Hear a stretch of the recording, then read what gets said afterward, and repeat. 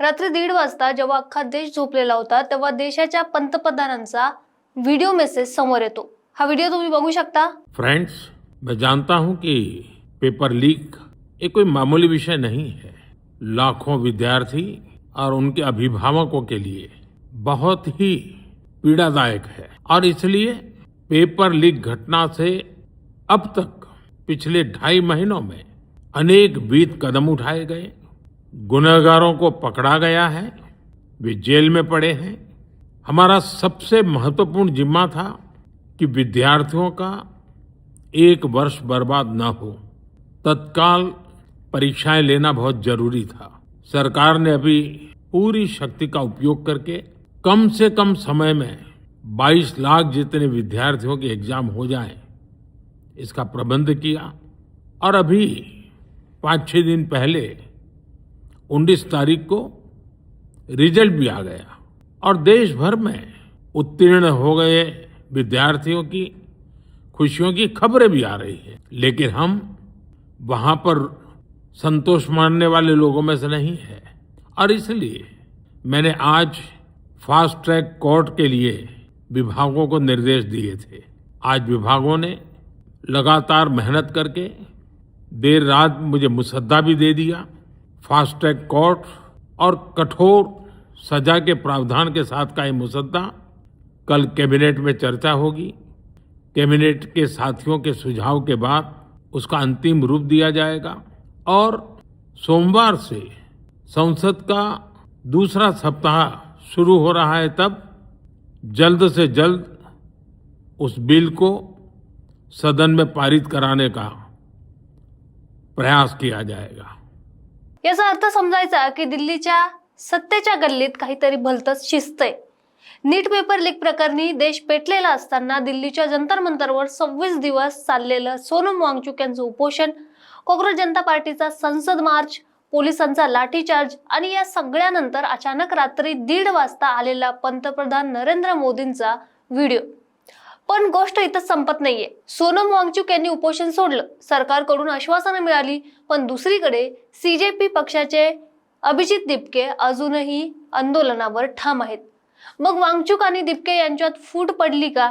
सीजेपीच्या आंदोलनाला फुसका बार ठरवायला सरकार काय काय खेळ खेळतंय आणि या सगळ्या राजकीय नाट्यामागे केंद्र सरकारचा खरा गेम प्लॅन काय आहे ते सगळं काही जाणून घेणार आहोत। त्यामुळे व्हिडिओ शेवटपर्यंत बघा, कारण शेवटी या राजकीय समीकरणाचा खरा विजेता कोण ठरतोय ते आपल्याला स्पष्ट होईलच। नमस्कार, मी पूजा आणि तुम्ही बघताय सत्य पे सत्ता, प्रश्न तुमचे आवाज आमचा।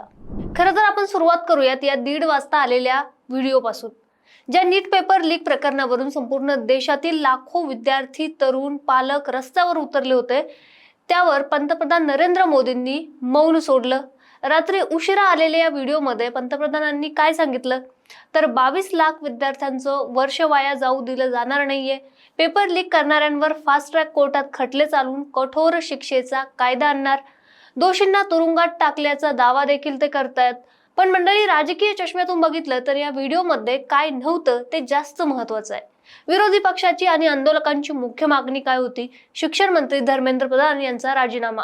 पण मोदींनी या व्हिडिओमध्ये धर्मेंद्र प्रधान यांच्या राजीनाम्यावर अवाक्षरही काढलं नाही, एक शब्दही काढला नाही। म्हणजेच काय तर सरकारने हा संदेश स्पष्ट दिलाय की विद्यार्थ्यांचे प्रश्न सोडवायला आम्ही तयार आहोत, कायदे कडक करू, पण रस्त्यावर आंदोलनापुढे किंवा रस्त्यावरच्या आंदोलनापुढे झुकून आमच्या मंत्रिमंडळामधल्या एका नेत्याचा राजीनामा आम्ही देणार नाही आणि बॅकफूटवरही जाणार नाही। हा व्हिडिओ म्हणजे केवळ विद्यार्थ्यांसाठीचा दिलासा नव्हता, तर जंतर मंतरवर निर्माण होणाऱ्या राजकीय दबावाला उत्तर देण्याचा केंद्राचा मास्टर स्ट्रोक होता। आता येऊयात दुसऱ्या मोठ्या घडामोडीवर, म्हणजे सोनम वांगचुक आणि अभिजित दिपके। गेल्या 26 दिवसापासून शिक्षण क्षेत्रातील विविध मागण्यांवर सोनम वांगचुक जंतर मंतरवर उपोषणाला बसले होते। परिस्थिती एवढी गंभीर बनली होती की त्यांना रुग्णालयात दाखल करावं लागलं। शेवटी भाजपचे केंद्रीय मंत्री JP नड्डा आणि जितेंद्र सिंह यांनी मेदांता रुग्णालयात जाऊन वांगचुक यांची भेट घेतली आणि सरकारतर्फे ठोस आश्वासनं दिलीत। यानंतर वांगचुक यांनी उपोषण सोडलं, त्यांचं उपोषण मागे घेतलं, पण खरी स्टोरी इथून पुढे सुरू झाली। वांगचुक यांनी उपोषण सोडताच काँग्रेस जनता पार्टीचे मुख्य समन्वयक अभिजित दिपके यांनी स्पष्ट शब्दात सांगितलं, वांगचुक सरांनी उपोषण सोडलं याबद्दल आम्हाला आनंद होतोय आणि आदर देखील आहे, पण धर्मेंद्र प्रधान यांचा राजीनामा मिळेपर्यंत सीजेपीचं आंदोलन जंतर मंतरवर असंच सुरू राहील. आंदोलनावर याचा काही फरक पडणार नाही. मग आता प्रश्न पडतो की ही खरोखरच आंदोलनातील फूट आहे की एक रणनीतीचा भाग आहे? सोनम वांगचुक हे या आंदोलनाचा चेहरा आणि बौद्धिक मार्गदर्शक होते. त्यांनी सरकारकडून औपचारिक आश्वासनं मिळवून आपला लढा एका टप्प्यावर पूर्ण केला. पण सीजेपीचे तरुण कार्यकर्ते त्यांचं नेतृत्व अभिजित दिपके करत आहेत. त्यांना राजकीय निर्णय म्हणजेच धर्मेंद्र प्रधान यांचा राजीनामा हवा आहे. या दुभंगलेल्या भूमिकेमुळे आंदोलनाची धार कमी होणार की वाढणार? कारण जेव्हा आंदोलनातील एखादा प्रमुख नेता बाजूला होतो तेव्हा सरकारला उर्वरित आंदोलकांना अराजकतावादी किंवा राजकीय प्रेरित ठरवणं सोपं जातं. मग आता तुम्ही म्हणाल, दिल्लीत चाललेल्या या नाटकाचा महाराष्ट्राच्या राजकारणाशी काय संबंध आहे? थेट संबंध आहे. दिल्लीत 20 जुलैला झालेल्या संसद मोर्चात पोलिसांची झटपट झाली. त्याचे पडसाद मुंबईत देखील उमटले. लगेच महाराष्ट्रातील महायुतीचे प्रमुख नेते मैदानात उतरले. मुख्यमंत्री देवेंद्र फडणवीस म्हणाले की दिल्लीतील आंदोलन हे चेहराहीन होतं. आंदोलकांच्या आडून काही चुकीच्या प्रवृत्ती राजकीय स्वार्थ साधण्यासाठी देशात अराजकता माजवण्याचा प्रयत्न करत आहेत. तर दुसरीकडेच भाजपा प्रदेशाध्यक्ष रवींद्र चव्हाण यांनी चंद्रशेखर बावनकुळे यांनी थेट आरोप केलेत की सीजेपीचं आंदोलन स्पॉन्सर्ड आहे. याच्या मागे कोण फंडिंग करतंय आणि कोणती अदृश्य शक्ती आहे हे लवकरच समोर देखील येईल. म्हणजे बघा, जेव्हा जेव्हा दिल्लीत कुठलंही मोठं तरुण किंवा विद्यार्थी आंदोलन उभं राहतं तेव्हा त्याला टूल किट किंवा स्पॉन्सर ठरवण्याची राजकीय प्रथा इथे काही नवीन नाहीये. पण महाराष्ट्रात आगामी निवडणुका तोंडावर असताना सीजेपीच्या या आंदोलनाचा वापर विरोधक सरकार विरोधात नॅरेटिव्ह बनवण्यासाठी करत आहेत. तर सत्ताधारी महायुती याला अराजक म्हणून काउंटर करत असले तरी या सगळ्या घडामोडींमधून सध्याच्या सरकारमध्ये नक्की काय शिजतंय त्याचे 3 प्रमुख मुद्दे समजून घ्या. एक म्हणजे डॅमेज कंट्रोल, की नीट पेपर लीक प्रकरणी सरकार बॅकफूटवर आलं होतं. मोदींचा रात्री 1:30 वाजताचा व्हिडिओ आणि फास्ट ट्रॅक कोर्टाची घोषणा ही विद्यार्थ्यांमधील एक किंवा पालकांमधील राग शांत करण्यासाठी झालेली डॅमेज कंट्रोलची एक खेळी होती. 2 म्हणजे आंदोलनात फूट पाडणे किंवा ती फूट पडली देखील आहे. सोनम वांगचुक यांच्याशी चर्चा करून त्यांना उपोषण सोडायला लावल्यामुळे आंदोलनाचा मुख्य नैतिक चेहरा बाजूला झाला. आता उरलेल्या सीजेपी आंदोलनाला राजकीय प्रेरित ठरवणं सरकारसाठी सोपं जाऊ शकतं किंवा ते असूही शकतं. आणि तिसरं महत्वाचं म्हणजे राजीनामा न देण्याचा कणखर पवित्रा. विरोधी पक्षाच्या दबावाखाली येऊन मंत्र्यांचा राजीनामा दिला तर सरकार कमकुवत दिसतं. त्यामुळे धर्मेंद्र प्रधान त्यांच्या राजीनाम्याची मागणी फेटाळून लावत कायदे कडक करू पण राजीनामा देणार नाही ही त्यांची भूमिका ठाम केंद्र सरकारने घेतली आहे. पण एकदा जरा हा घटनाक्रम समजून घ्या किंवा बघा. नीट पेपर लीक सारखा मोठा उद्रेक होतो किंवा रस्त्यावर आंदोलन पेटतं तेव्हा सुरुवातीला सरकार आणि पंतप्रधान पूर्णपणे मौन बाळगतात. आंदोलन किती काळ टिकतंय आणि विरोधक किती ताकद लावतायत यावर नजर ठेवली जाते.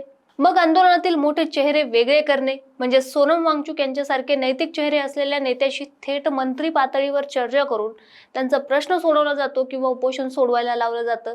त्यामुळे आंदोलनाची नैतिक ताकद अर्धी झाली आहे.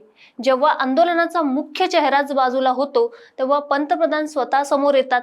अनौपचारिक आत्मीयतेने भरलेला आणि तरुणांना पालकांना थेट उद्देशून संदेश दिला जातो. माझ्या तरुण मित्रांनो, तुमच्या भविष्याशी खेळणाऱ्यांना आम्ही सोडणार नाही आहोत. कडक कायद्याची आणि फास्ट ट्रॅक कोर्टची घोषणा करून विद्यार्थ्यांचा राग शांत केला जातो. पण त्याच वेळी विरोधकांनी मागितलेला मंत्र्याचा राजीनामा मात्र साफ फेटाळला जातो जेणेकरून सरकार दबावाखाली झुकल्याचा मेसेज जाऊ नये.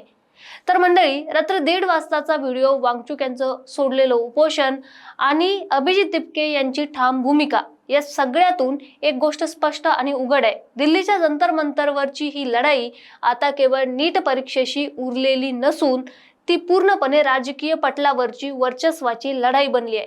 तुम्हाला काय वाटतं? सोनम वांगचुक यांनी उपोषण सोडल्यानंतर सीजेपीचं आंदोलन टिकून राहील तरी का? आणि पंतप्रधानांच्या या नव्या आश्वासनावर विद्यार्थ्यांचा विश्वास बसेल का? अभिजित दिपके आणि सोनम वांगचुक यांच्यात काही खटाटोप उडालाय का? तुमची जी पण काही मतं असेल ती कमेंटमध्ये नक्की सांगा आणि अशाच विश्लेषणासाठी बघत राहा सत्य पे सत्ता. प्रश्न तुमचे, आवाज आमचा. लग्न ठरलंय ना तुझं? आणि हे काय? अगं, मला पीसीओडीचा त्रास आहे. कधीतरी हे सासरी कळेलच ना. मग त्याच्यामुळे मुलं होण्यात अडचण येते ना. एकतर पीसीओडी इतका गंभीर आजार नाहीच आहे. आणि त्यावर सोपा उपाय आहे. आपल्या ईशाला लग्नाआधी असाच त्रास होता. तिने डॉक्टर चाटेज होमिओपॅथी क्लिनिक मध्ये उपचार घेतले आणि तिला आता 2 मुलं आहेत. Doctor Chatej homeopathy clinic, side effect नसलेला होमिओपॅथीचा नैसर्गिक उपचार. 9545727107.